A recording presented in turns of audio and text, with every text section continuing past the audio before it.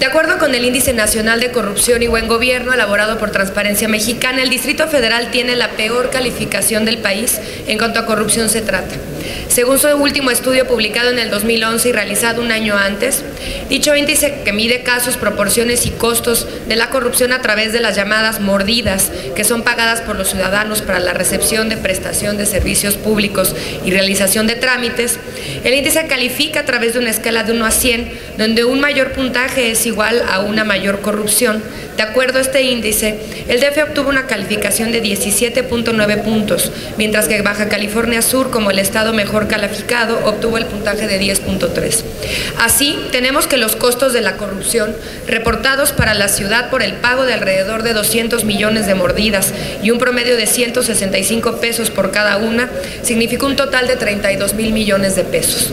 Por lo anterior, se calculó que los hogares del DF destinaron cerca del 14% y 33% para el pago de mordidas. Está claro que el gobierno de la capital debe enfrentar con gran responsabilidad el reto de enfrentar la corrupción en la ciudad.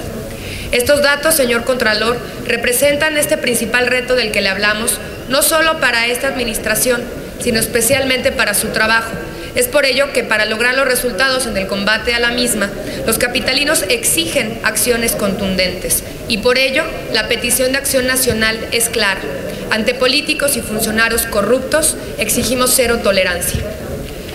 El momento en el que se da su visita es de suma relevancia para la ciudad.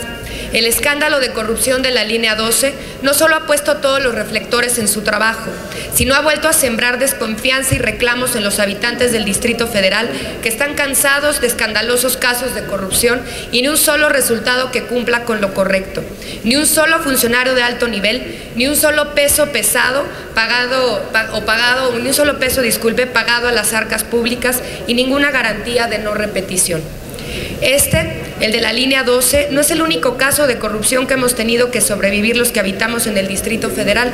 Solo recordar el caso Ahumada y sus vínculos para ser beneficiado por la exjefa de gobierno Rosario Robles, el caso de Gustavo Ponce, exsecretario de Finanzas del DF, apostando grandes cantidades de dinero en Las Vegas, mismas que no corresponden a sus ingresos como funcionario. A 15 meses de haber iniciado la actual administración, la ciudad espera que la impunidad a la que hemos sido testigos, señor Contralor, y que tanto indigna, reciba por parte de usted acciones concretas. A continuación, algunos de los casos más sonados durante su periodo de administración. 23 de julio del 2013, el presidente de la Coparmex denunció ante la opinión pública que de 6 de cada 10 comercios de esta capital son extorsionados, de las delegaciones Coyoacán, Tlalpan y Cuauhtémoc. Aseguró que se les llega a pedir 1 millón de pesos para su inscripción y una colegiatura mensual como derecho de protección para que el Instituto de Verificación Administrativa, INVEA, no los moleste. 14 de noviembre de 2013, Gas Natural denuncia extorsiones en diversas delegaciones capitalinas. El representante de la empresa denunció que les piden hasta 10 millones de pesos y flotillas de autos para poder instalar tubería subterránea, principalmente en Iztapalapa, Gustavo Amadero, Venustiano Carranza, Xochimilco, Magdalena Contreras y Tláhuac. Ello generó 18 quejas por presunta extorsión y omisión ante la Contraloría de delegados y directores generales de Obra y Desarrollo Urbano. Los múltiples casos, señor Contralor, de corrupción en la delegación Coyoacán, que en el último año han sido ventilados en diversos medios de comunicación y que incluso han sido señalados innumerables veces por mis compañeros de grupo, los diputados Priscila Vera y Edgar Borja. No podemos olvidar el lamentable caso del exsecretario particular del jefe delegacional, Eduardo Ramírez Vallejo, quien fue detenido y consignado al reclusorio Oriente por presuntamente haber cometido el delito de cohecho, exfuncionario que incluso admitió haber platicado del tema de la mordida con el empresario Manuel da Costa. Sin embargo, no podemos pensar que la corrupción termina por la separación de un funcionario o por la aplicación de una sanción.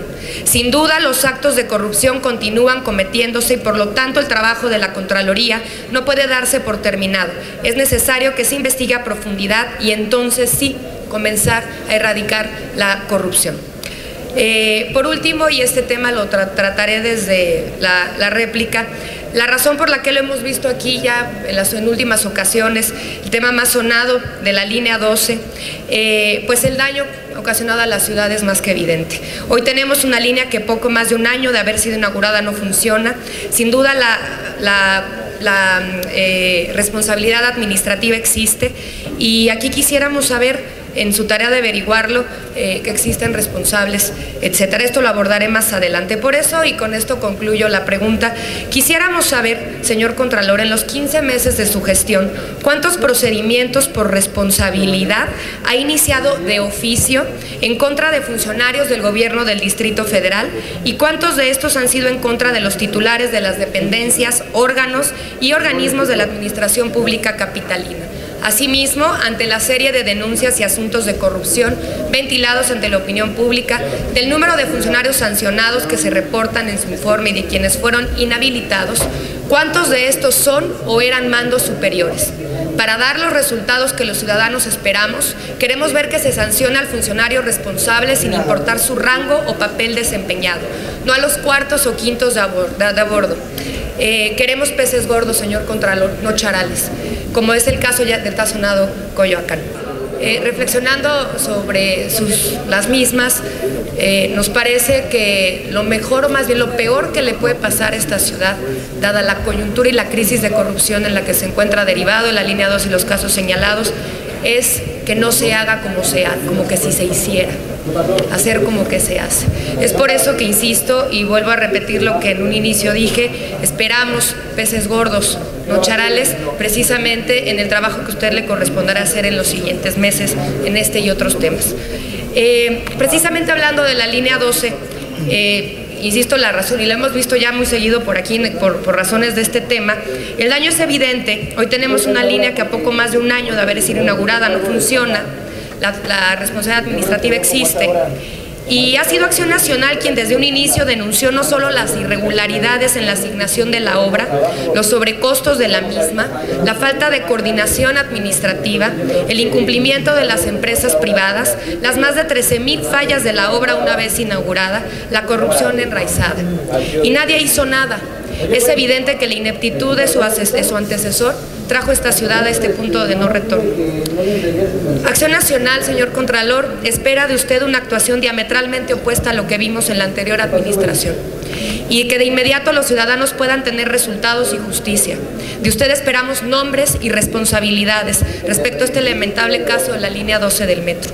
Cuando un gobierno a través de funcionarios corruptos daña no solo el erario público, sino también la vida diaria de las personas, se están violando de manera frontal los derechos humanos de los capitalinos. Ante tal violación frontal de estos derechos, se necesita reparar el daño ocasionado, y entre esta reparación no solo está lo económico, están también las garantías de no repetición. A este respecto, señor Contralor, Acción Nacional, y aprovecho este espacio para pedirle que emprenda las acciones inmediatas desde su ámbito como SAR Anticorrupción para garantizarle a la población en la Ciudad de México que lo ocurrido en la línea 12 no volverá a pasar, ni en la ya lastimada línea, ni en ninguna otra obra pública de la ciudad. Más cuando el dinero erogado asciende a cantidades por encima de los 25,000 millones de pesos. Los habitantes de la zona oriente de la ciudad necesitan conocer de manera oficial el listado de las casi 13,000 fallas que presenta la obra desde su inauguración y que son responsabilidad de la administración anterior. Por otro lado, en lo general, la ciudad necesita de menos un protocolo de implementación y evaluación de obra pública para las que vengan. Esas son medidas que garantizarían la no repetición. ¿Qué acciones emprenderá la Contraloría para hacer de esto una realidad? Tapemos el pozo antes de que se vuelva a ahogar el niño. Señor Contralor, Acción Nacional refrenda su trabajo ciudadano y con ello la vocación de fiscalización que desde nuestros inicios nos ha caracterizado. Para nosotros la transparencia y el buen gobierno es uno de los pilares de nuestro esfuerzo diario, y bajo esta premisa estaremos muy pendientes de los resultados y la contundencia de los mismos. Le agradecemos el trabajo que ha realizado en últimos meses, estaremos atentos de los resultados, le agradecemos su tiempo y esperamos más comparecencias como estas. Queremos más en este ejercicio maduro que usted ha venido a hacer de presentar y rendir cuentas, y el mismo ejercicio maduro y serio de nosotros de no hacer de esto una cacería de brujas, sino un ejercicio literal de intercambio y sobre todo de rendición de cuentas, que es lo que la ciudadanía requiere. Muchísimas gracias. Gracias, diputada.